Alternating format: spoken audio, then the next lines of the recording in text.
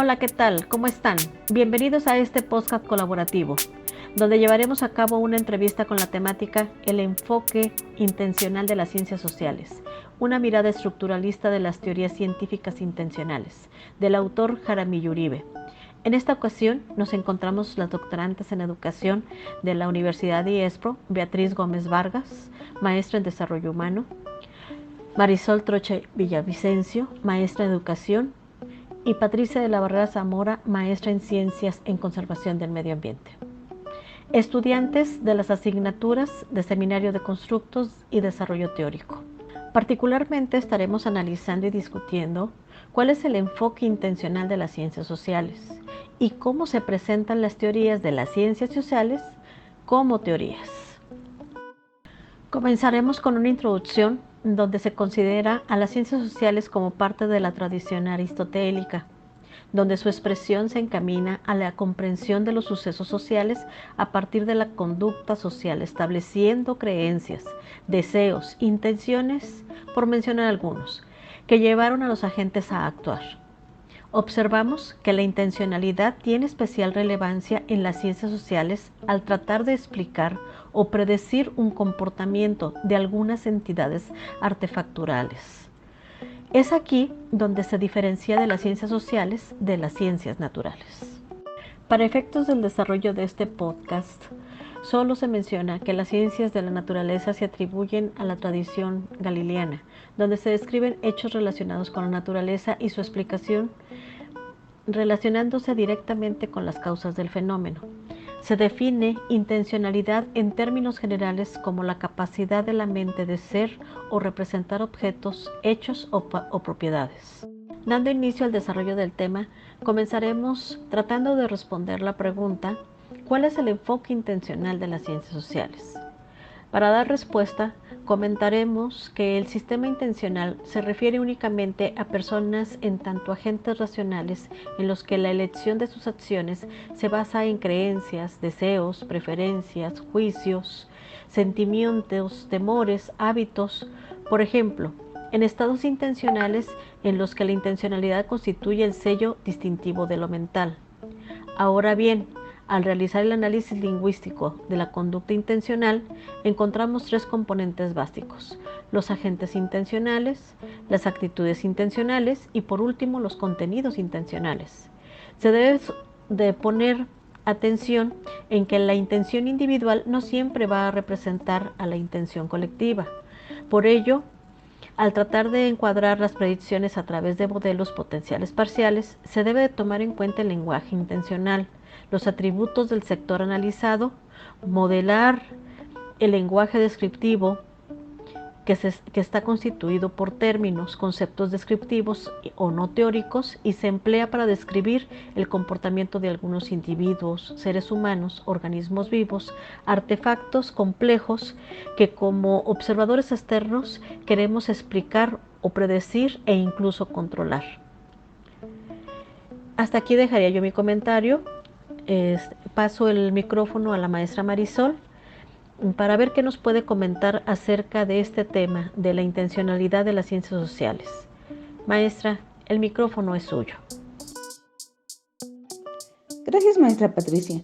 Continuando con la pregunta sobre el enfoque intencional de las ciencias sociales, considero que se debe hablar acerca de la explicación y la predicción, ya que vienen a representar el objetivo central de la ciencia, entendida esta como un conjunto de teorías. También, la cuestión teórica nos establece que es posible visualizar una estructura que sustente esa explicación y esa predicción hacia todas las teorías científicas. A partir de esas dos condicionantes, como del objetivo de la ciencia, explicación y predicción, así como de la correspondencia con la intencionalidad. Hay dos autores que tocan el punto. Uno de ellos, von Wright, el primero de ellos, en donde aplica la correspondencia a la explicación y predicción, con dos objetivos metodológicos distintos: la comprensión y la explicación. De ahí destaca, consecuentemente, las ciencias sociales, la dimensión semántica de la intencionalidad. Es decir, Esto atiende al significado de las expresiones lingüísticas, que es el rango característico de las ciencias sociales, y que a su vez también se distingue de la ciencia natural, en cuanto a que esta última pretende ser de validez absoluta. El segundo de los autores, John Searle, habla de dos variantes de la intencionalidad. Suena más específico con la intencionalidad intrínseca y una derivada. En la primera, nos hace referencia a cuestiones internas del sujeto. Esto es, el pensamiento, deseos, en el más simple sentido del término. Habla de la intencionalidad cuando la asume como una propiedad intelectual intrínseca de la mente y que el lenguaje la posee solo de forma derivada. De ahí la segunda conceptualización de la intencionalidad derivada. Se puede decir que ambos autores, al hablar de la intencionalidad, la asumen como una característica de estados y procesos mentales del sujeto, que lo dirigen o lo acercan a la definición de las cosas del mundo. Y finalmente, la explicación, predicción intencional, se vuelve de esta manera, porque en ella se emplean términos y conceptos intencionales. Algo muy interesante dentro del enfoque intencional es que está presente en todas las explicaciones y predicciones en las ciencias sociales. Asimismo, quiero mencionar que aparte de la intencionalidad intrínseca, existe otro tipo de intencionalidad, que es la intencionalidad derivada. Esta es extrínseca y es la que le asignamos a sistemas distintos de nosotros, como artefactos, programas de computación, robots, entre otros. De acuerdo con Dennett, la intencionalidad derivada resulta de nuestras propias representaciones para poder transmitir a los demás lo que pensamos o sentimos. Incluso la considera parásita de la intencionalidad genuina, intrínseca y originaria, que se esconde tras su creación. Ahora cedemos el micrófono a la maestra Beatriz para dar respuesta a ¿cómo se presentan las teorías de las ciencias sociales como teorías? Gracias. Y bueno, también Jaramillo Uribe menciona que si no todas, al menos la inmensa mayoría de las teorías de las ciencias sociales que han sido formalmente reconstruidas son teorías intencionales. Dentro de estas teorías intencionales podemos destacar pues tres, por ejemplo, la teoría de elección racional, la teoría de las decisiones y la teoría de juegos. Y dentro de la teoría de las decisiones, pues podemos decir que esta se ocupa de la toma de decisiones cuando existe una incertidumbre asociada a algunas alternativas. Y la teoría de juegos, que es una extensión de la teoría de decisiones, cuando esa incertidumbre viene dada por las acciones de otros decisores. Si bien en la teoría de la elección racional se trata de una acción intencional, racional y optimizadora, en el caso de la teoría de las decisiones, el agente decisor supone que el medio y los otros agentes son constantes y que la única variable interviniente son las decisiones del agente decisor. La teoría de los juegos es una extensión de la teoría de las decisiones para aquellas situaciones en que la incertidumbre viene dada por las acciones de otros decididores. Y bueno, como ejemplo podemos ya tomar en cuenta en las disciplinas como en la economía neoclásica, que es una especialización de la teoría de juegos que se aplica cuando las acciones de otros jugadores no pueden afectar la situación dada por natural, pero todos los jugadores deben reaccionar en una situación tratando de maximizar sus utilidades dentro de las restricciones impuestas por la misma situación. Esta situación es usualmente un sistema de precios y es por eso que a los jugadores se les llama tomadores de precios. Asimismo, otro ejemplo podemos verlo dentro de la psicología. El alemán Wundt, que fue considerado o es considerado el padre de la psicología, propone explicar la naturaleza y función de las emociones humanas como el resultado o la fusión de dos o más sensaciones entre sí. Por ejemplo, podemos ver una emoción que es el placer y la contraparte que es el displacer, el disgusto, la excitación y la inhibición, o la tranquilización, la atención y la relajación. Y bueno, dentro de la teoría de la elección natural y racional, como en la teoría de juegos, sus análisis parten de un individuo que se supone es completamente racional y que además posee una información completa y un perfecto ordenador interno. Un individuo que como racional escoge la acción que él mismo con base en una distribución de probabilidades calcula de un modo y que instrumentalmente es la mejor para satisfacer sus preferencias. Como se puede apreciar entonces, se relaciona una teoría tan abstracta con el mundo real y sobre todo con el cúmulo de las elecciones que hacemos a diario. ¿Sí?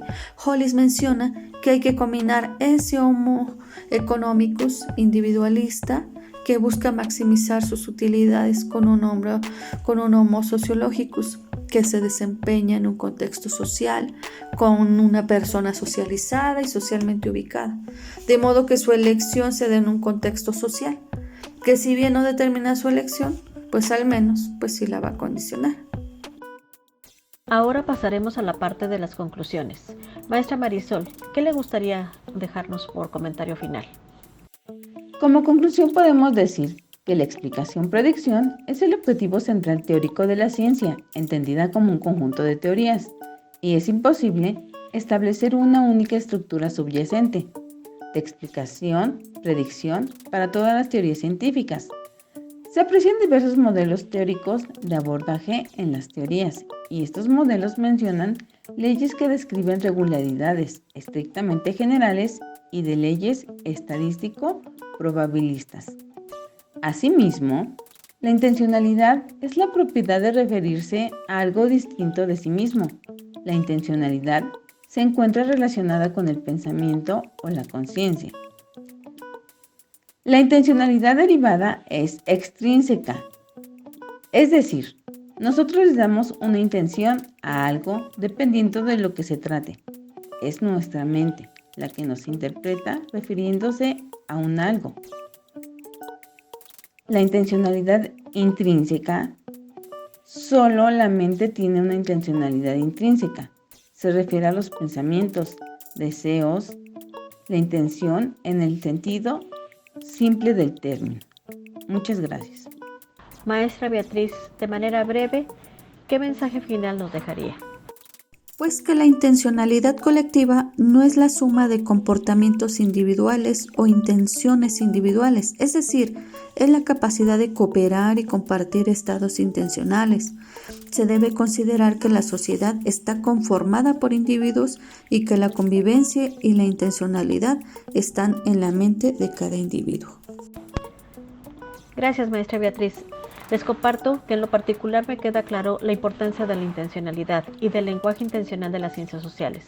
Se hace necesario emprender una rigurosa investigación en torno a la estructura de las teorías, tomando en cuenta la estructura semántica, o dicho de otra forma, la semántica del lenguaje intencional, y de su diferencia con el lenguaje descriptivo, que permita dar cuenta de las diferencias y similitudes entre las ciencias sociales y las naturales.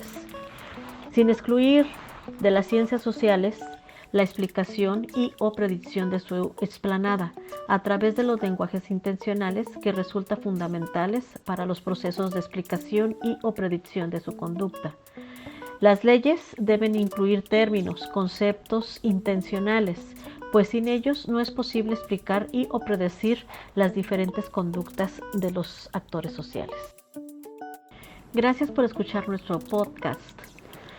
Nos vemos pronto con otro análisis de interés para compartirlo con ustedes. Universidad IESPRO, innovación para la excelencia profesional.